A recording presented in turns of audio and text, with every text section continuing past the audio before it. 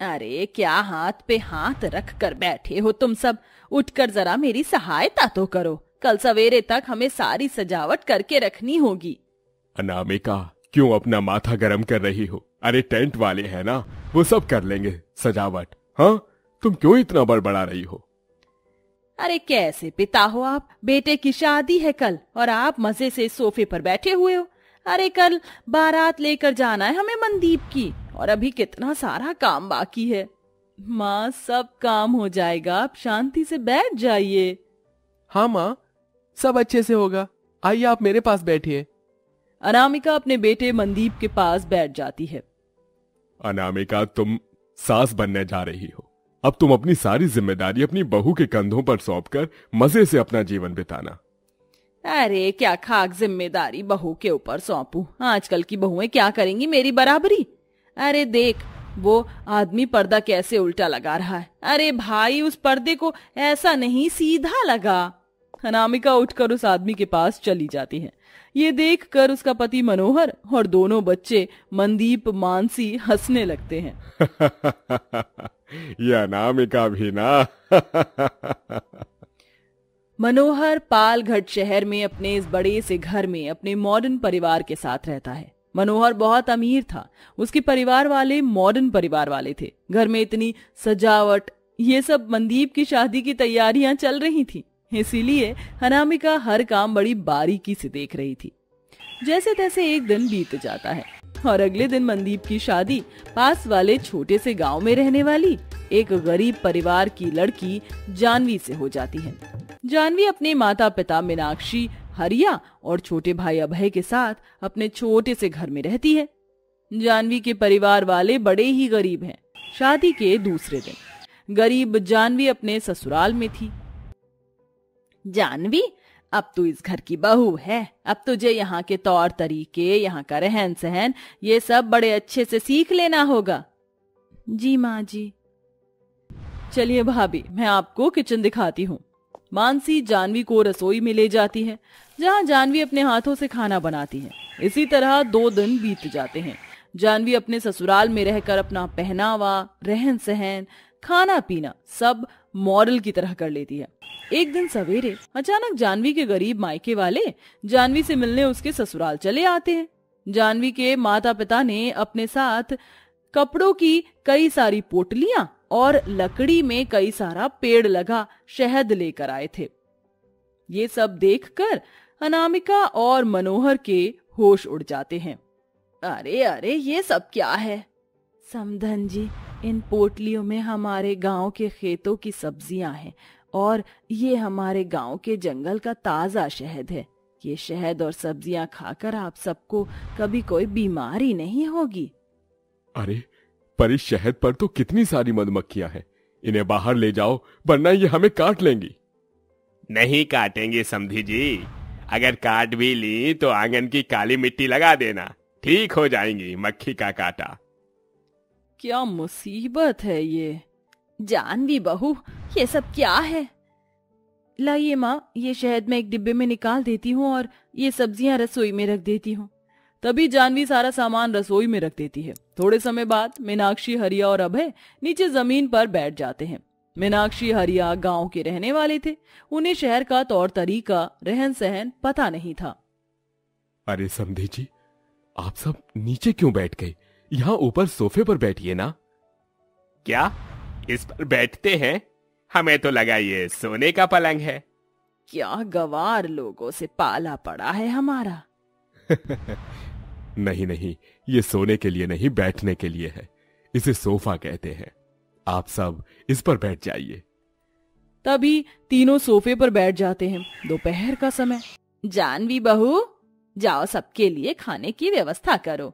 जानवी रसोई में आती है और खाना बनाने लगती है। थोड़े समय बाद जानवी बाहर आती है। माँ जी, घर में बेसन खत्म हो चुका है, मैं बेसन से भजिए बना रही थी। मनदीप बेटा, जा दुकान से बेसन लेकर आ। जी माँ, लाता हूँ। रुकिए दामाद जी, समधन जी, आप भी कहाँ दुकानों का नकली सामान खाते हो? जानवी बिटिया, जो मैं चना दाल गांव से लेकर आई हूँ तू वो लेकर आ।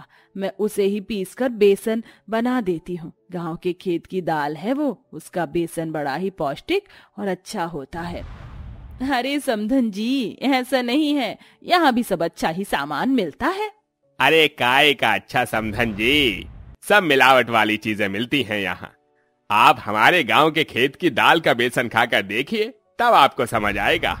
बिटिया जा, 2 खलबत्ते और चना दाल लेकर आ, हम हाथों हाथ अभी पीस देते हैं दाल। जानवी 2 खलबत्ते और चना दाल लाकर अपने पिता को देती है। वो दोनों वहीं घर में बैठकर दाल पीसने बैठ जाते हैं। खलबत्ते की आवाज से मनोहर, अनामिका और मानसी काफी परेशान हो जाते हैं। क्या मुसीबत है ये, इस खलबत्ते की आवाज से तो कान किर होने लगे हैं। माँ, ये लोग कब जाएंगे यहाँ से? हरिया और उसके परिवार वालों का ये गांव का तरीका देखकर अनामिका, मनोहर परेशान हो जाते हैं। उसके बाद हरिया और उसके परिवार वाले 4 दिनों तक वहां रहकर जानवी के ससुराल वालों को ऐसे ही परेशान करने लगे। मनदीप रोज सवेरे से शाम तक अपने ऑफिस में रहने लगा। मनदीप शहर की एक कंपनी में नौकरी करता है। एक दिन सवेरे सब घर में बैठे चाय पी रहे थे। समधन जी, 4 दिन बाद होली का त्योहार है, तो हम जानवी बिटिया को अपने साथ गांव ले जा रहे हैं, क्योंकि शादी के बाद पहली होली बहू अपने मायके में अपने आंगन में ही खेलती है। इससे विवाहित जीवन में भी ढेर सारी खुशियां आती हैं। पर समधन जी, बहू की पहली होली है, तो हम चाहते हैं कि बहू अपनी पहली होली यहीं अपने ससुराल में मनाए। तभी अनामिका जानवी को यहाँ होली मनाने का कहती है और मीनाक्षी अपने घर में। अरे बहस मत करो समधन जी, आप सब भी यहीं रुक जाइए, हम सब साथ में ही यहाँ होली मनाते हैं।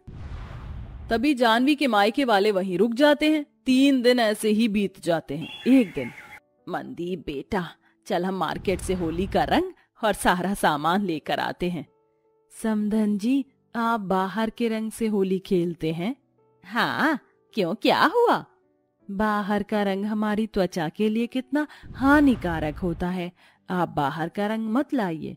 अब यहाँ हम अपने गांव के तरीके से होली मनाएंगे। आप भी तो देखिए कि हमारे गांव में होली कैसे मनाते हैं। फिर क्या था, मीनाक्षी अभय को गांव भेजती है और उसके हाथों अपने घर में रखे सूखे रंग के बड़े बड़े पत्थर जैसे डेकले मंगाती है और उस रंग को पीसने लगती है। माँ जी, ये रंग कौन सा है? दामाद जी, ये हमारे गांव का, हमारे हाथ का बनाया रंग है। इससे हमारे शरीर पर कोई हानि नहीं पहुंचती। माँ, इन्हें बनाने दीजिए इनका रंग, मैं चुपके से मार्केट जाकर होली का रंग लेकर आता हूँ। तभी मनदीप मार्केट में आता है और एक शॉप से होली का रंग लेने लगता है, तो शॉप वाला उसे धोखे से पक्का रंग दे देता है। अगले दिन मनदीप के मॉडर्न परिवार वाले जानवी के गांव के गंवार मायके वालों के साथ होली खेलने लगते हैं। अब मनदीप ने जो रंग लाया था वो और उसके परिवार वाले उसी पक्के रंग से होली खेलते हैं और जानवी के मायके वाले मीनाक्षी के बनाए रंग से होली खेलते हैं। शाम तक सब बड़ी धूमधाम से होली खेलते हैं। रात का समय सब नहा धोकर अपने अपने कमरे से बाहर आते हैं। जानवी और उसके मायके वालों के शरीर का सारा रंग निकल चुका था। उनके शरीर पर जरा सा रंग भी नहीं था और मनदीप और उसके परिवार वाले पूरी तरह से रंग में भरे हुए थे। नहाने के बाद भी उनके शरीर से होली का रंग नहीं निकल रहा था, क्योंकि वो रंग पक्का था। अरे, ये रंग हमारे शरीर से निकल क्यों नहीं रहा है? मनदीप, ये कैसा रंग लाया था तूने? ये तो हमारे शरीर से निकल ही नहीं रहा। इस रंग से तो मेरी स्किन पर कैसे लाल लाल धब्बे पड़ रहे हैं। लगता है उस शॉप वाले ने मुझे गलती से पक्का रंग दे दिया था। मैंने आपको कहा भी था समधन जी कि आप बाहर का रंग मत लाइए। अब देख लिया ना इसका अंजाम। हमें देखो, हमारे बनाए रंग से हमने होली खेली तो रंग हमारे शरीर से यूं निकल गया। हाँ समधन जी, ये पक्का रंग हमारी त्वचा के लिए बहुत ही हानिकारक होता है, इसीलिए तो हम सबको इससे होली खेलने से मना कर रहे थे। सही कह रहे हो आप सब, पर अब इस रंग का क्या करें?